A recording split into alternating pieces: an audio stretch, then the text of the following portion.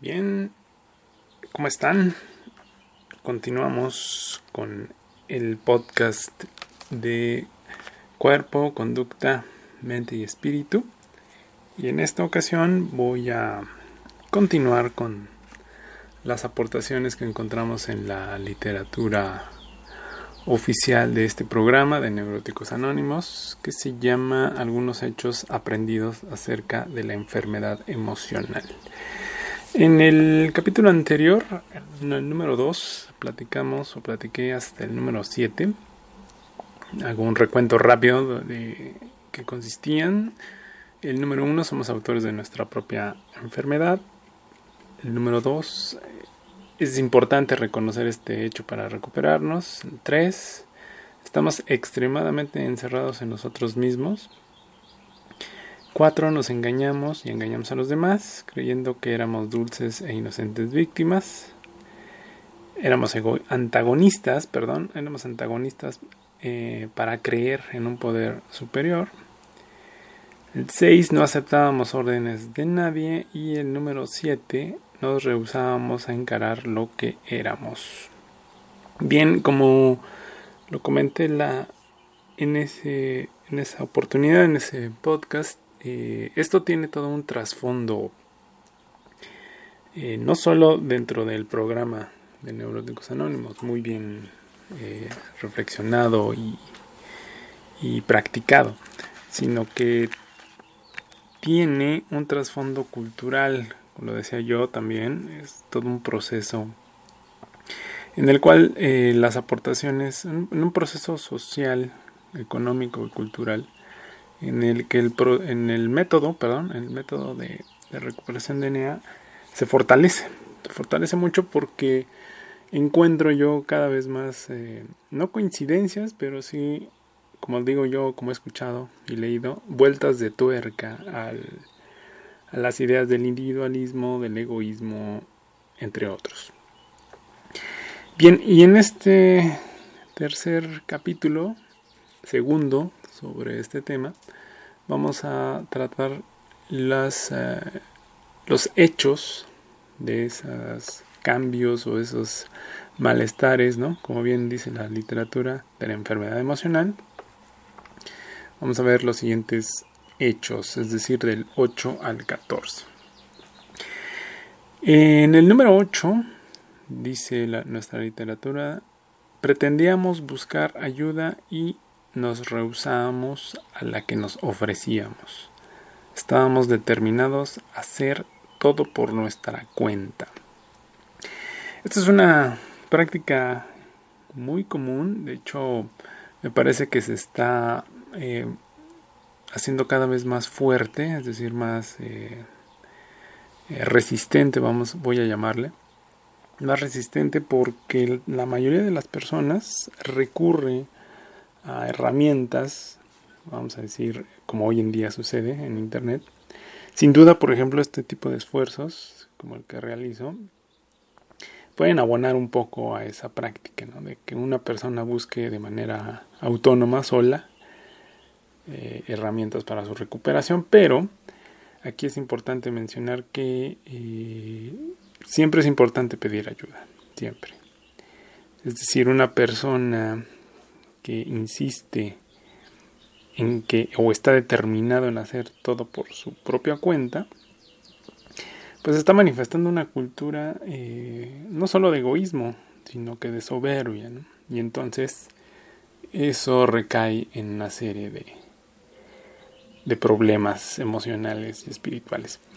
Esto yo lo refuerzo, por ejemplo, ya desde 1917, Weber ya hacía una mención interesante al respecto. Por ejemplo, en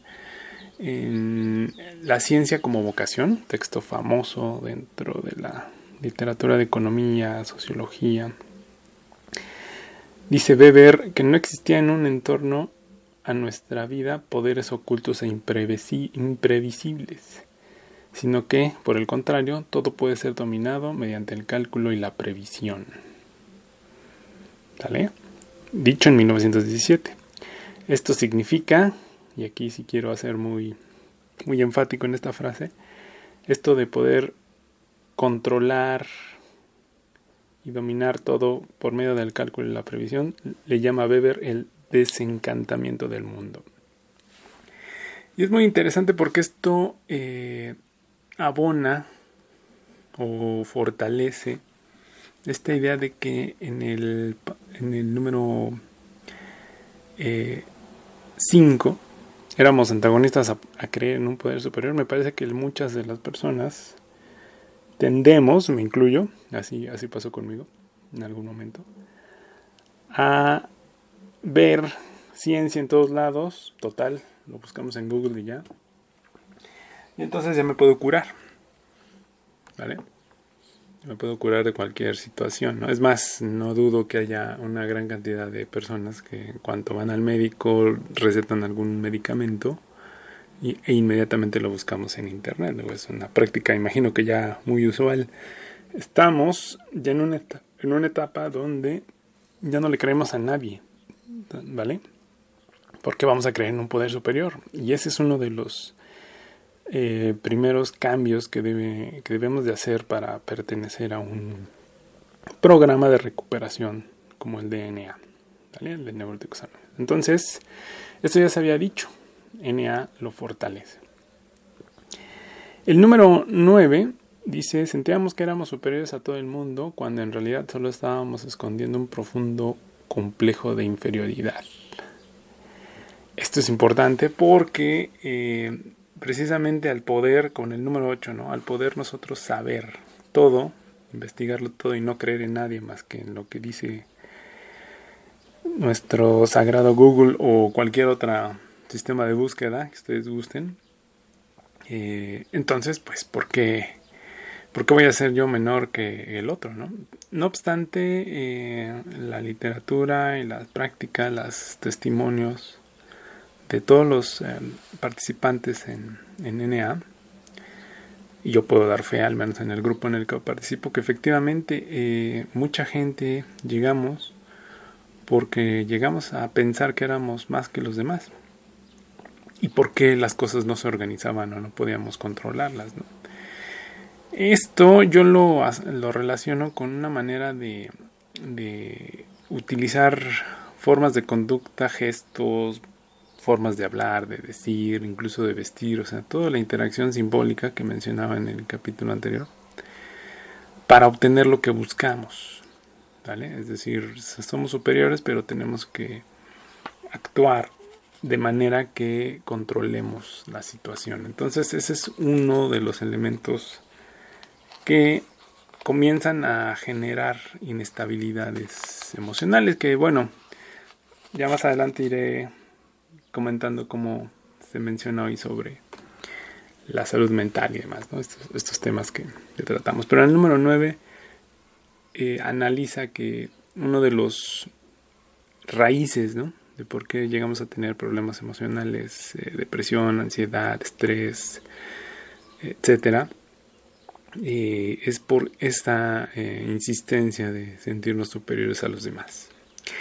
El número 10 dice: no podíamos sentir emociones humanas cariñosas debido a nuestro extremado egoísmo. Aquí yo lo relaciono perdón, yo lo relaciono con una conducta que busca únicamente el beneficio y la ganancia. Es decir, no puedo yo perder tiempo en estar con manifestaciones de cariño y demás, porque estoy concentrado en un objetivo muy específico, ¿no? Entonces, si hay una, o en algunos momentos se manifiesta esta actitud que niega, ¿no?, como dicen algunos textos en psicología y en sociología, la conducta, la manifestación de lo interior, ¿no?, de lo subjetivo, porque estamos encerrados en lograr algo, ¿no?, el trabajo y demás, ¿no?, o bien estamos cansados. Entonces es una práctica que sí, efectivamente hay un aislamiento de la persona que está deprimida, estresada, molesta. Es importante que, desde mi perspectiva, puedo compartirles que efectivamente sí crucé por algunas situaciones tal cual, ¿no?, debido al estrés y a N cantidad de pensamientos que uno mismo se genera. para la resolución de los problemas y demás, ¿no? Hay que concentrarse en hacerlos, no tengo tiempo de esto. Y eso genera molestias, ¿no? Y estrés con el tiempo. Entonces es una situación importante observar, ¿no? De tal modo que si ustedes notan este tipo de manifestaciones, sí recomiendo mucho buscar ayuda, porque ese aislamiento, si se extiende un tiempo pues imprudente, ¿cuánto sería un tiempo imprudente? Pues bueno, no sé, eso dependerá de cada caso, pero personalmente puedo compartir que sí llegué a estar aislado casi 2-3 semanas y quizá rondando el mes de la familia, de la pareja, etcétera. Y efectivamente, entre más soledad tengas, mayor intensidad de pensamientos negativos pueden llegar a crecer. Por tanto, hay que buscar ayuda, ¿no? ¿Y a qué se debe esto? A los eventos número 8 y 9, como dice nuestra literatura de NA, de algunos hechos aprendidos acerca de la enfermedad emocional, que es, podemos hacerlo todo lo podemos hacer solos. Total, el mundo ya está desencantado, todo es científico, todo lo encuentro en Google. Yo soy superior, ¿no? Aunque me siento mal, me siento menos que todos, pero me puedo mostrar superior que los demás. ¿Y para qué muestro emociones? Sí, yo soy fuerte, soy seguro, etcétera, ¿no? Entonces, toda esta dinámica que estoy diciendo la voy a concluir un poquito más adelante, pero podemos ver cómo se perfila una persona, un individuo, hacia una manifestación de enfermedad mental, ¿no? El número 11 es un poco halagador y es una especie de bálsamo dentro de estos comentarios que ustedes pueden leer en la literatura. Dice, número 11, no había nada malo en nuestras mentes. Que bueno, afortunadamente es importante que tengamos ese enunciado presente. No es que haya algo malo en nuestra mente, ¿no? Excepto, dice nuestra literatura, que nuestra inteligencia era anulada por nuestras emociones. Esto es muy importante. Yo creo que es quizá la raíz de gran cantidad de alteraciones, voy a llamarle ahora, emocionales, porque no es que tengamos nuestra mente mal, rota, torcida, diríamos de manera más coloquial, no es que esté loco, ¿no? Sino que nos ganaban las emociones, ¿no? Por supuesto, hay una gran discusión aquí al respecto. Aquí la literatura dice que pueden existir casos donde mucha gente nos pudo haber disculpado de algunas conductas que tuvimos, ya sea de molestia, de gritos, de peleas, etcétera.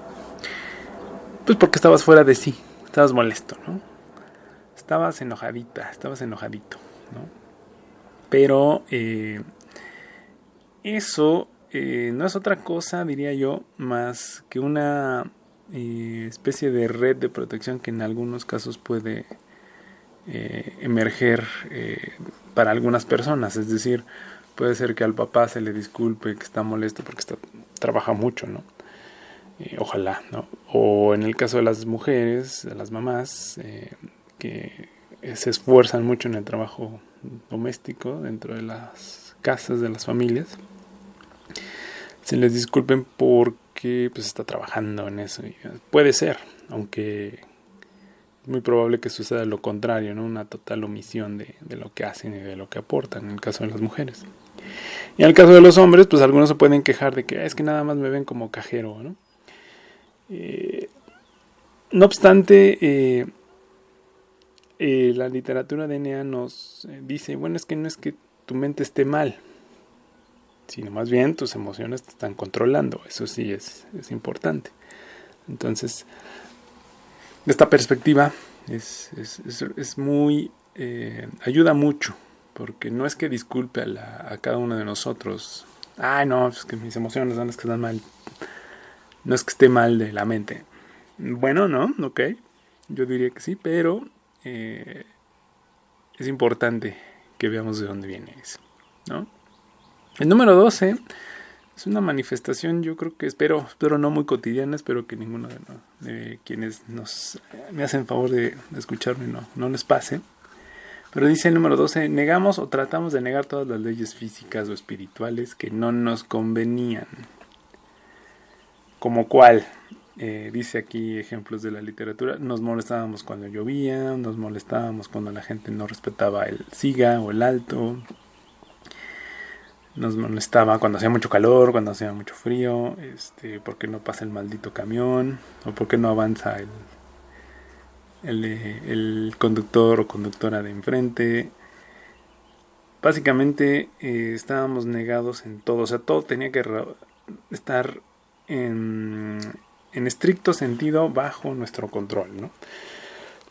Mientras no logremos eso, entonces nos sentimos mal y lo negamos. Entonces, ese es desde el punto de vista físico. Y desde el punto de vista espiritual, negar que las personas no solamente son conductas, sino que también espíritu, y que hay cierta lejanía o carencia de espiritualidad actualmente, pues también no nos convenía. Entonces, ¿para qué creo yo en algo si nadie cree, no? Esa es una de las reflexiones que puedo dejar sobre el número 12. El número 13 dice, tratábamos de culpar de nuestra enfermedad a otras personas y situaciones. Casi logramos convencernos a nosotros mismos de que eso era verdad. Como lo dije la vez pasada, y si no lo dije, bueno, creo que es uno de mis frases, ¿no? De la gente que me conoce. Nada es más sencillo en la vida que echar la culpa al otro, ¿no? A la otra. Es muy sencillo, lo más sencillo de la vida. ¿Por qué? Porque eso nos permite evitar la responsabilidad que tenemos hacia y con nosotros mismos.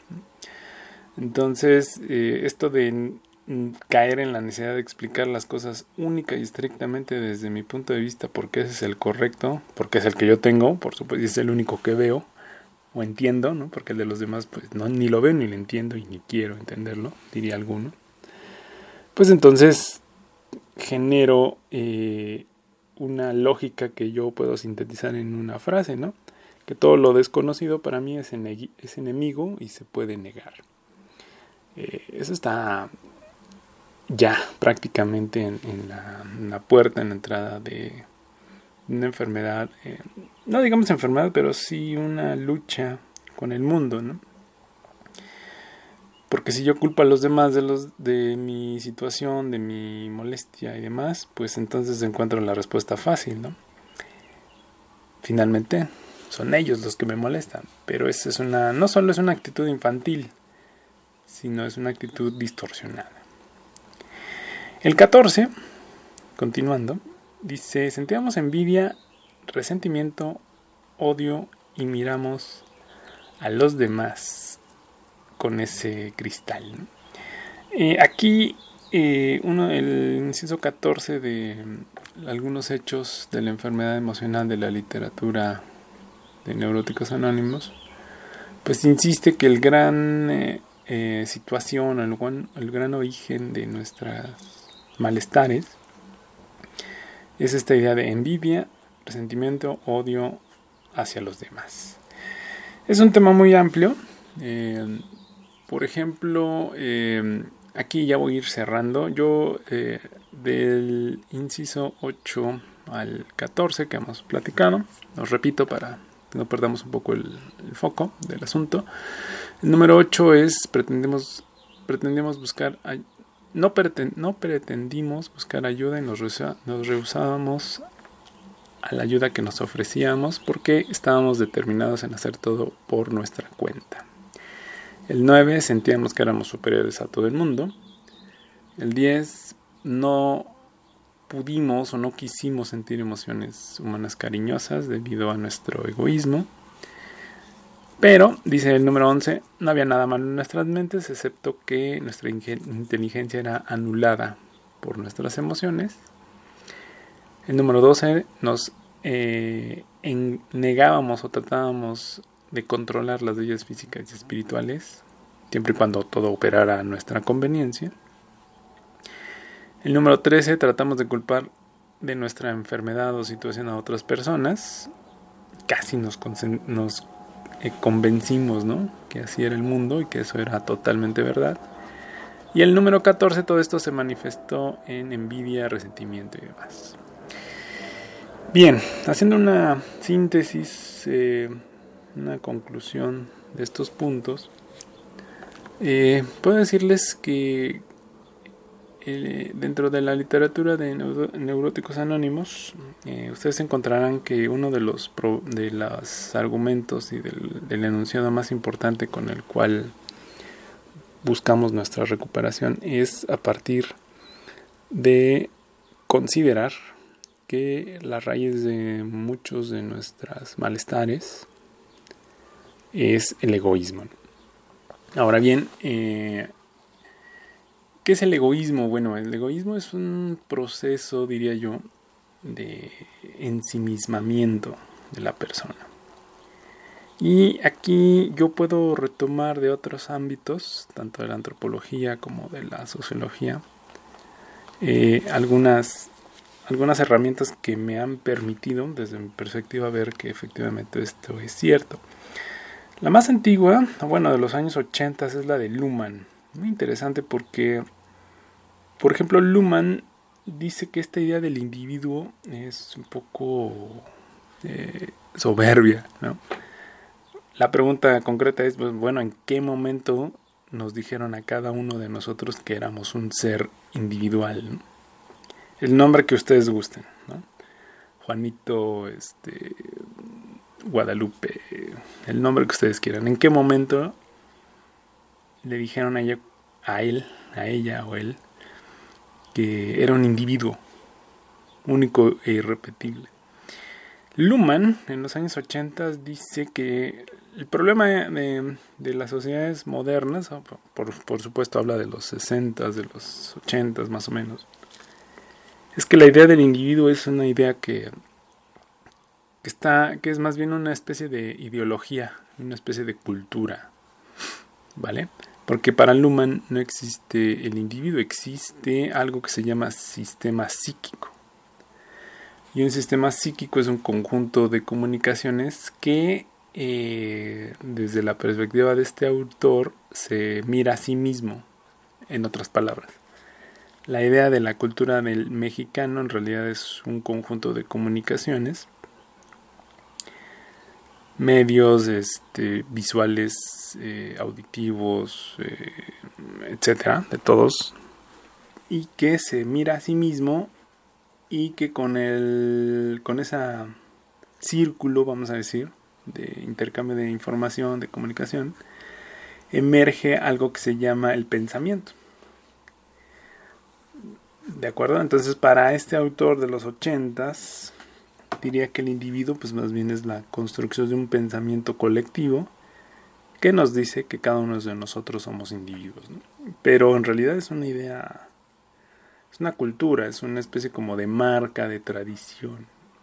Porque en realidad cada uno de nosotros es un conjunto de selecciones, diría Luhmann, de opciones que hemos tomado como una especie de singularidad y decir, yo soy tal persona porque tal y cual decisión tomé, ¿no? Apoyo tal equipo de fútbol, apoyo tal partido, sigo o no tal religión, me gusta o no tal color, que es todo esto es colectivo, ¿no? Entonces, yo diría que la versión no tan aceptable es decir, yo estoy estresado porque existe en el mundo una idea de estrés y de depresión, por ejemplo, ¿no? Entonces, esto nos lleva a la idea del egoísmo. Desde otra perspectiva, Reyes López, en el artículo que dejamos citado, dice que el egoísmo más bien es una procuración de medios para garantizar mi subsistencia en un medio hostil y desventajoso.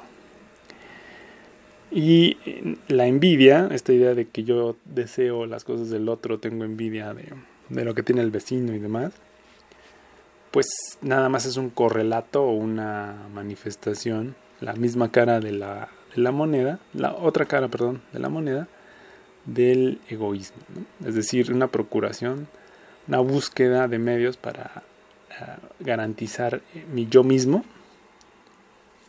o mi singularidad, vamos a decir, pero en un medio hostil y desventajoso. Y en gran medida esto muestra cómo efectivamente dentro de la literatura NA cada uno de nosotros pues buscamos una especie de protección, ¿no?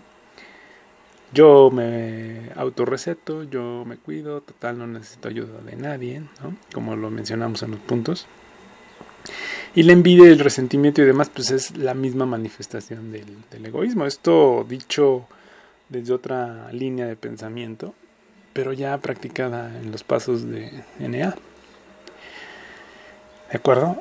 Y por último, quizá uno de los elementos más complejos es que, por ejemplo, ideas de ansiedad, depresión, etcétera, psiquiatras y psicólogos actuales, también dejo ahí las referencias, pues dicen que más bien es una carencia, es una limitación de cómo nos adaptamos a los cambios, ¿no?, actuales. La depresión no es que sea una enfermedad, sino es una crisis de adaptación de la persona ante cambios difíciles, ¿no?, o complejos, o que implican muchos retos. Entonces, en síntesis diría yo, para ir cerrando esta oportunidad, este capítulo, en síntesis diría yo que efectivamente los hechos de la enfermedad mental que nos manifiesta la literatura de Neuróticos Anónimos efectivamente ya lo habían descubierto de los 60, ya lo habían 70. El egoísmo, la crisis de la persona en cuanto a que busca ser autónoma en un mundo en el cual pues ninguno de nosotros somos autónomos. Yo les acabo de citar algunas fuentes y evidentemente me he llegado a decir esto porque he leído y revisado otras fuentes más. Entonces soy producto de toda una comunicación que en este caso busca o invita a que sean parte de un programa de recuperación, el cual desde mi perspectiva sí está generando beneficios, al menos desde mi experiencia personal, y el cual los invito a que consulten ustedes y verifiquen, ¿no?, en las sesiones, el trabajo y demás,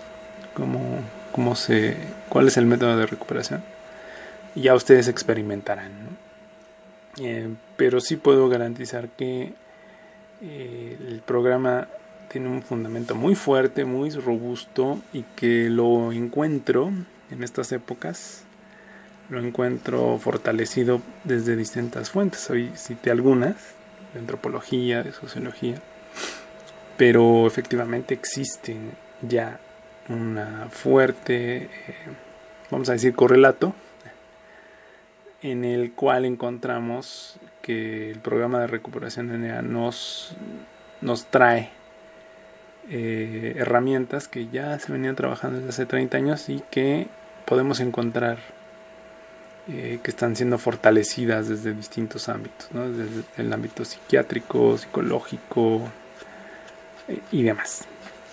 Entonces es importante eso. Entonces cierro diciendo que efectivamente la raíz de gran parte de nuestros malestares emocionales y psicológicos son problema del egoísmo. Considero que el egoísmo es una construcción, un desarrollo, una cultura en el cual le echa porras a algo llamado sujeto o individuo para que sea parte de todo un proceso de consumo, ¿no?, y de mercado que existe actualmente y el cual se está acentuando más gracias a los medios de comunicación. Me refiero a internet, por supuesto, al celular y demás, ¿no? Pero eso no nos limita a poder construir una conciencia, vamos a decirle, despierta, sobre cuál es el origen de mi estrés, de mi depresión y demás. Efectivamente hay raíces psicológicas, psiquiátricas muy específicas, pero yo les invito a que vean las fuentes que comparto para que vean cómo la gente que se dedica a la psiquiatría pues está poniendo en duda ya esta idea de que las medicinas nos quitan la depresión y demás, ¿no? Estos procesos de malestar emocional, trastorno mental, ansiedad, tristeza, entre otros, no son situaciones nada más biológicas o químicas en el cerebro, ¿no? Por una razón muy sencilla, ¿no? El cerebro sí se necesita para pensar, pero el cerebro se construye gracias a los demás y a la comunicación con los demás, ¿no? Evidentemente nuestra conducta es la manifestación en gran parte de emociones, ¿no? Y de pensamientos. Pero la conducta es física, pero también es pensamiento, ¿no? Como bien lo dice este texto de Skinner, conducta verbal, ¿no? Que también les invito a que lo revisen o busquen resúmenes, ¿no? La conducta también es pensamiento. Entonces, con esto cierro. Les invito de manera muy sincera que busquen ayuda si es que llegan a tener alguna emoción incontrolable, ¿no? O como dice aquí el paso número 11, no hay nada malo en tu mente, ¿no? Excepto que tu inteligencia, tu conducta en ocasiones es dominada por las emociones.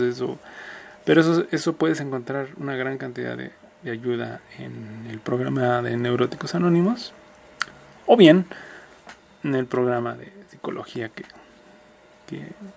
te recomienden, te sirva, ¿no? Aquí lo importante no es hacer comercial de una sola marca, ¿no? Sino que hacer conciencia de que, o divulgar el mensaje de que nuestro malestar emocional y demás es producto colectivo. Para mí es una idea fundamental, pero también hay distintas herramientas para superar esas dificultades, ¿no? Uno es el programa NA, Neuróticos Anónimos, otro pues las distintas terapias que existen, ¿no? Las cuales te pueden servir, ¿no? Pues hasta aquí mi aportación. Agradezco mucho tu espera y tu tolerancia para llegar hasta estos minutos. Ya pasaron un poco más de 30. Y pues te agradeceré mucho si compartes, si comentas y si invitas a los demás al canal. Pues muchas gracias. Nos vemos pronto y cuídense. Hasta pronto.